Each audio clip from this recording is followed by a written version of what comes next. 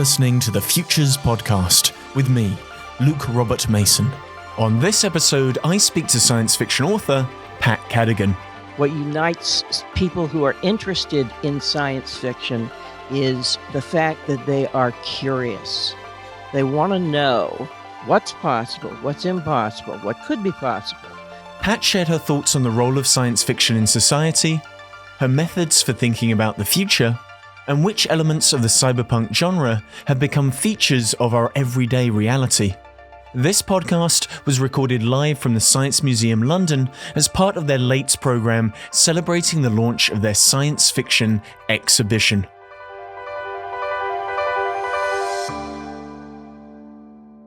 My name is Luke Robert Mason, and you're here at the Futures Podcast, live from the Science Museum London, a temporary haven for science fiction enthusiasts.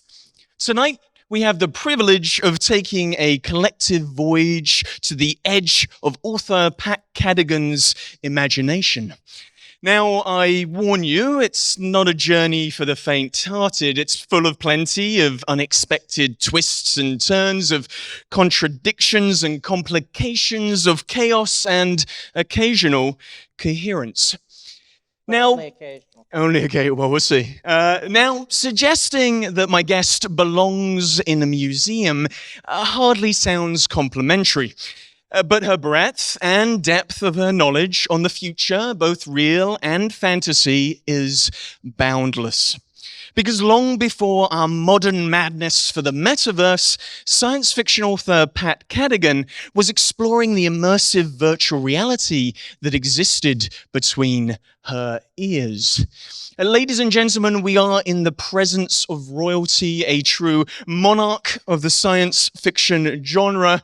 Please put your hands together and welcome the queen of cyberpunk, my friend, Pat Cadigan.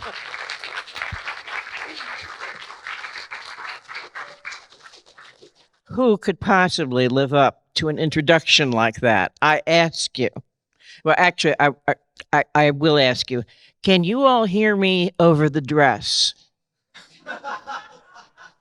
Okay, good, because it's my favorite loud dress. And the other ones that are louder are, I won't inflict that on you. Well, for those just listening to the podcast, I can confirm it is a fabulously loud dress. And Pat, I want to open with the obvious question. We're here at the Science Museum. They're launching the science fiction exhibition. And what does it mean to actually do the act of science fictioning as a thought experiment? Wow. That's quite a question, because it's like asking me what it's like to be me, you know? We all have, I guess, a modality, maybe you'd call it, that things that we do all the time. And it was really how I came to understand that I wanted to be a writer and that I wanted to be a science fiction writer. I wanted to write science fiction. And I tried all kinds of different things. And then gradually I found myself cutting off everything that interfered with my writing. And I didn't so much choose science fiction. It just seemed very natural to me, because why wouldn't you think about what was going to happen tomorrow? You know, that seemed normal. And I thought, well, while you're thinking of things that are going to happen tomorrow, how about the next day or next week or 1,000 years from now? Or, you know, when you get to be like 1,000 years in the future, you can pretty much, get away with a lot. But I decided to play chicken with the future and get as close to near future as I possibly could. And that was just a matter of observing and,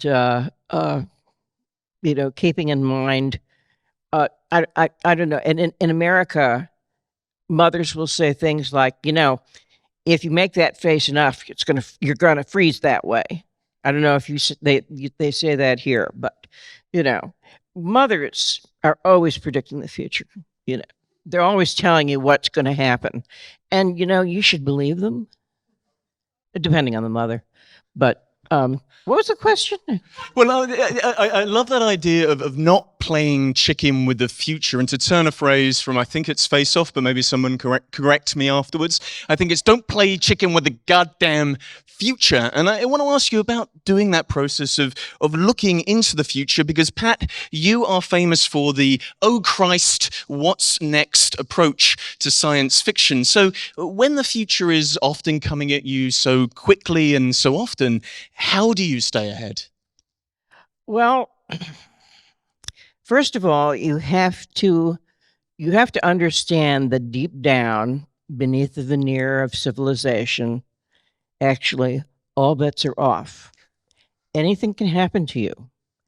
Not everything, but anything.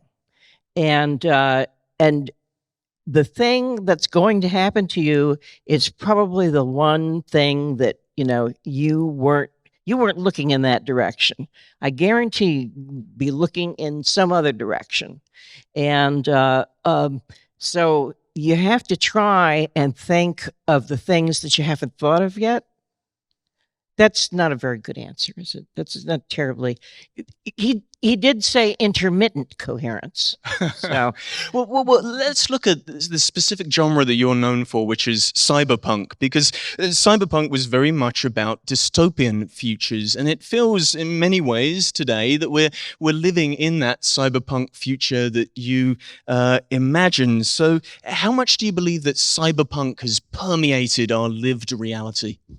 Well, I don't think it's so much it's permeated. It's that cyberpunk has permeated.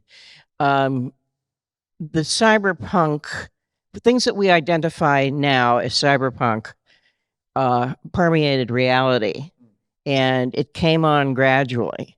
And one of the things I like to tell people is that us cyberpunk authors, we never promised you flying cars and vacations on the moon and gold lame jumpsuits.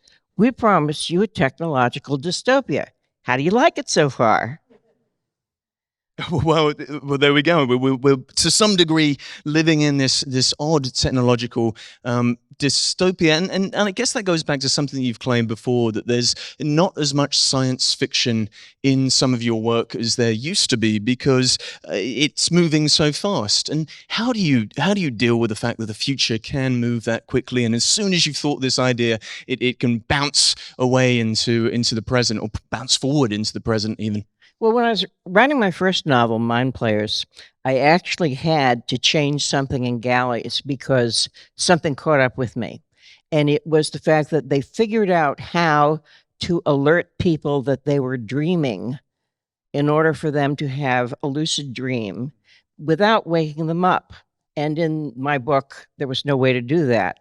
So I was going to look pretty stupid if anyone who knew anything about lucid dreaming, read the book and they'd say, huh, well, she didn't do her homework.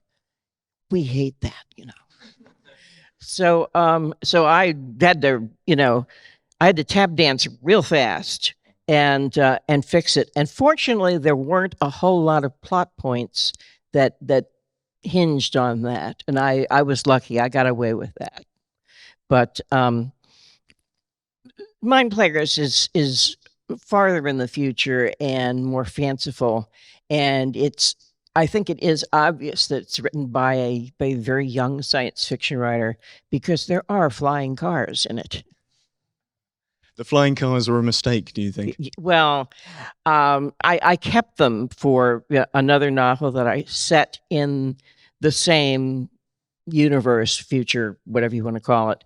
I kept them just, for sentimental reasons, because I didn't want to just go back and say, oh, no, the flying cars were a mistake. I figured, well, they're there. I'll deal with them. We spend a lot of time thinking about those concepts or those characters, but how often do you think about the audience for science fiction? So a lot of the people here today have come because it is the science fiction lates. And what do you think it is that unites an audience like this? Is it escapism? Is it hope? Is it fear? Is it something else entirely?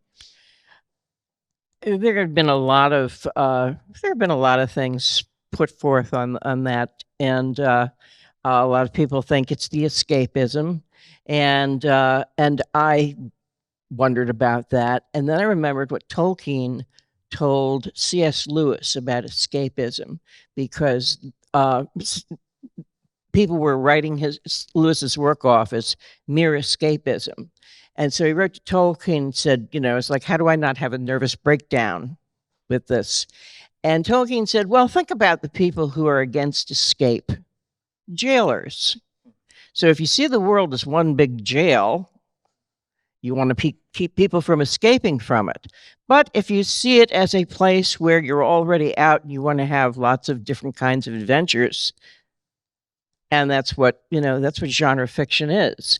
I think that most of all, what unites people who are interested in science fiction is the fact that they are curious. They want to know what's possible, what's impossible, what could be possible, and what's going to happen if it comes to be. And is it going to be something expected, or is it going to have some kind of completely different effect? And they'll read a story and they'll see how people are affected by a development in science, or something that happens because it's 10 years or 50 years later or whatever. And they'll be very curious to see what happens next. And that was why I always read science fiction, because, man, I was glued to the page. I wanted to see how they were going to get out of this one, Well, it does feel, walking through the Science Museum during Lates, that we are surrounded by a marvelous amount of curious people. But you are certainly one of the most curious folks that I know. And one of the things you're desperately curious about is that weird relationship between human beings and technology. So where did that curiosity come from, and where has it taken you? Well, here I am. So the Science Museum. Yeah, I'm here in the Science Museum. I don't exactly know where it came from. It's you. If you have any sort of curiosity, you are very likely to be intelligent, because you're going to act on your curiosity. You're going to seek more answers, or you're going to seek to know more about whatever kind of subject it is. And as long as you are not squashed by, insensitive parents and teachers, or squashed by peer pressure of some kind, you are going to satisfy your curiosity. And that's just, why wouldn't you? Why wouldn't you want to do that? And I guess it's okay if somebody isn't curious, but I'm glad they're not around me. I'd rather be with curious, nosy, active, people who can say, what if? So there we go. You are both curious and intelligent. Pat, you really know how to play to a crowd. One of the other things I really love about you is that in 1995, you abdicated from being a female science fiction author to just simply being a science fiction author. Why was that such an important moment, and what did it mean for how people perceived and received your work? Well, I was trying to make a point, and incidentally, I'm still a woman. I decided to go with what I've got. But, I think it's really great that if you don't want to go with what you got, you can, do something about it. But I decided, the thing was, at the time, I was getting some stick online. People were online back in 1995, way back even then. Someone had said that female writers couldn't write science fiction. And, someone says this several times a day, every day, and somewhere. But the way they had said it, they didn't just say female science fiction writers can't write science fiction. I've got that crazy, but he said that I was trying to crawl up William Gibson's, well, never mind. And I just decided that I'd had enough of that. And so I posted, and I said, "Excuse me, William Gibson's what?" And I did that just because I thought it was good to remind people when they're posting that kind of garbage that actually they're not just scrawling it on their computer at home. They're doing it for who knows how many people. And maybe the person they're talking about is watching. So, and then a discussion ensued in which I didn't change his mind and he didn't change mine. I refused to say that I couldn't write science fiction. I think I'd already won 2 Arthur C. Clarke Awards by then, so I was pretty hard to convince. But I felt like people were making too much out of women versus men. And even back in 1995, the field was not as diverse as it is now. And since then, it has blossomed. It has become much more diverse. More different kinds of people are writing. I believe that this year's winner is the first book-length poem. And I believe that the author is also the first trans woman to win a Arthur C. Clarke Award.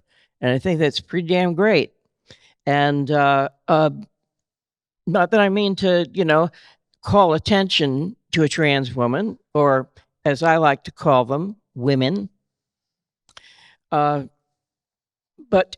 we see more openness and more willingness to have an experience that is unfamiliar to our own.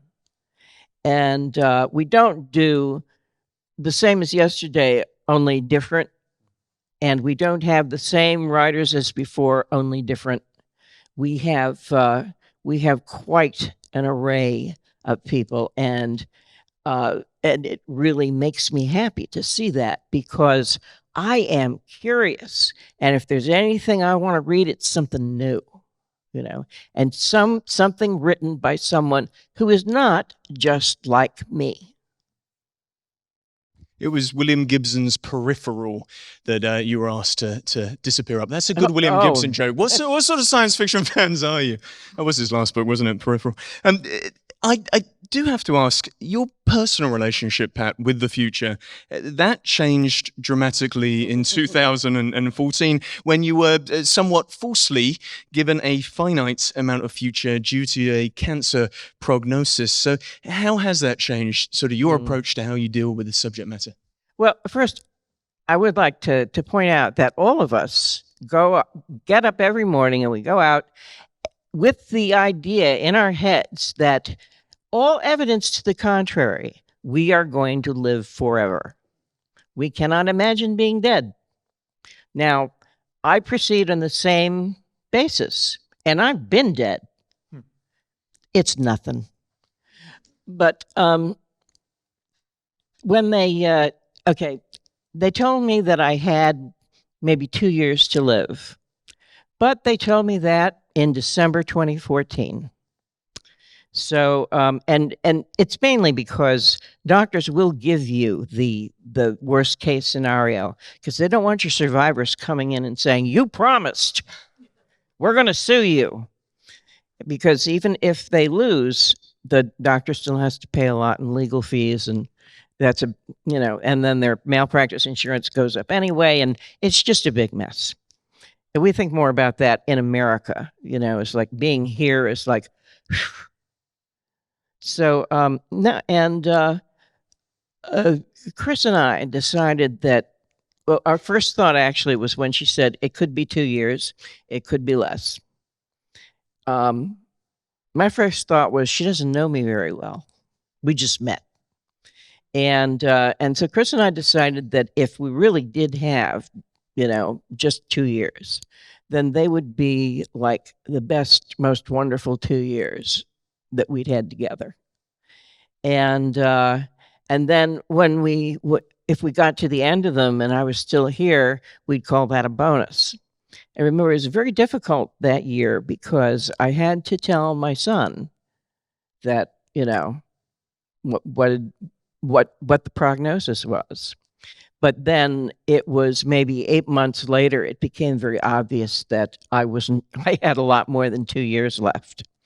And which is why, it's like, no matter what they tell you about your health, there is no way that you can will yourself out of disease, but you can will yourself into a better frame of mind, which will help you withstand not only the disease, but the treatment for it, which can be pretty hairy. And just because someone tells you to lie down and die doesn't mean that you have to lie down and die. I mean, I don't know how many people have told me to drop dead over the years. It hasn't worked. Still hasn't worked. I'm just not very suggestible, I guess. So let's talk about suggestibility for a second, because you hinted there that you imagine the dystopia that we're currently living in. Do you think science fiction authors need to be extremely careful with self-fulfilling prophecy? I mean, in other words, how responsible are you and other science fiction authors for our perplexing present? Well, hey, not guilty, man. Not guilty. You kind of get what you're looking at, in your music, in your literature, in your movies, in your art, whatever it is, you're going to see it reflected. And I would never call anything in science fiction a self-fulfilling prophecy, because if we had that much power, first thing we'd do is we'd get better advances on those books. They would pay us more, if we could actually have that kind of power. But we don't, and all we can do is science fiction is about the present. Sort of, everyone would say, well, it's not about the future, it's about the present. But when I was writing Synners, I really was thinking about what the future could look like. And I wasn't commenting on the present so much as commenting on where we would be if we continued into the future with the mindset that we had at present. And I think that's basically what it is, with writers who want to play chicken with the future. Mm-hmm. Well, I do have one final question, because if there's anybody in the audience who's thinking of writing a science fiction story or a novel, or maybe even has a poem, a science fiction poem in them, what advice would you give? Oh, God, it's like, do it.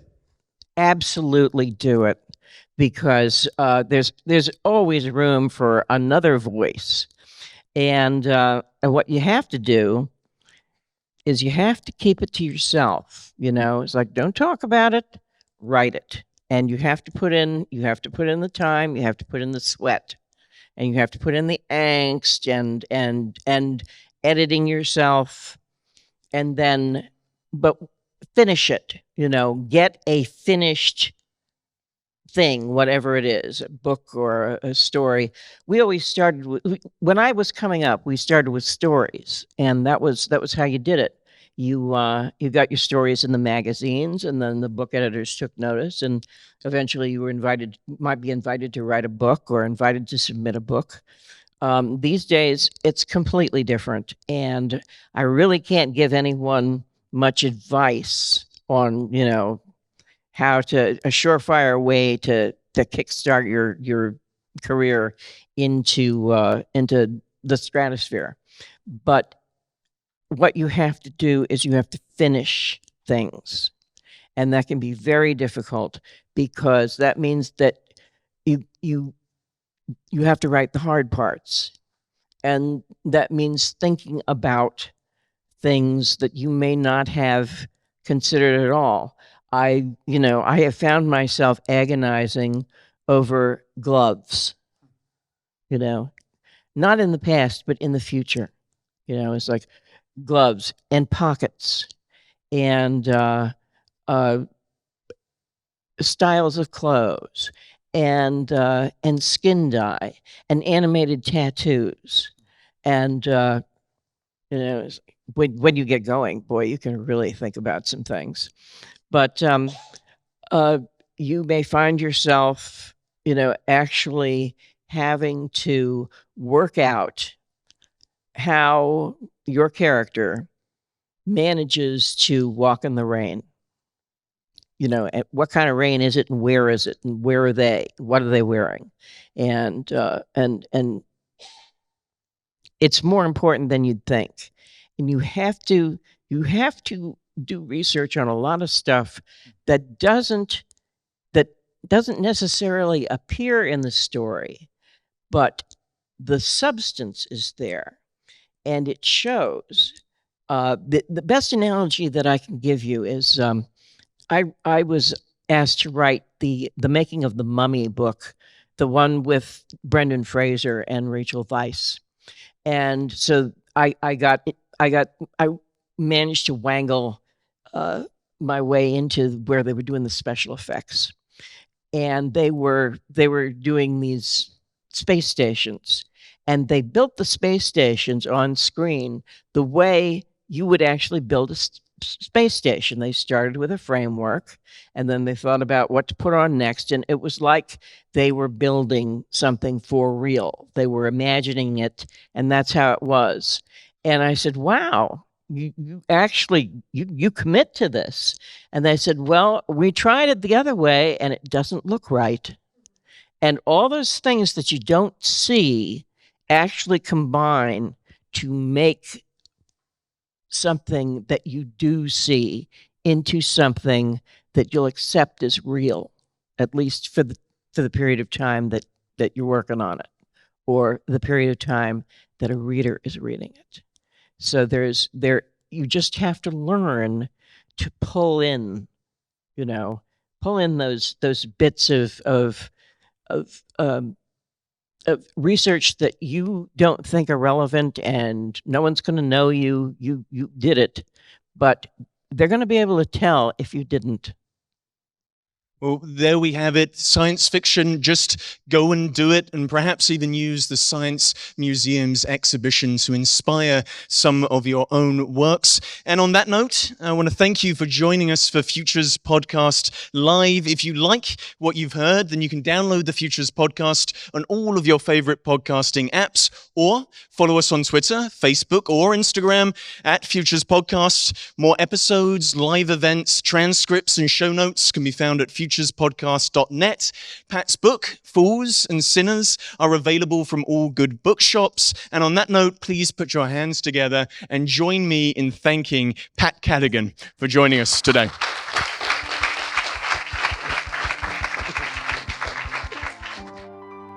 Thank you to Pat for showing us how we can play chicken with the future. You can view a full unedited video version of this conversation at futurespodcast.net. Thank you for listening to the Futures Podcast.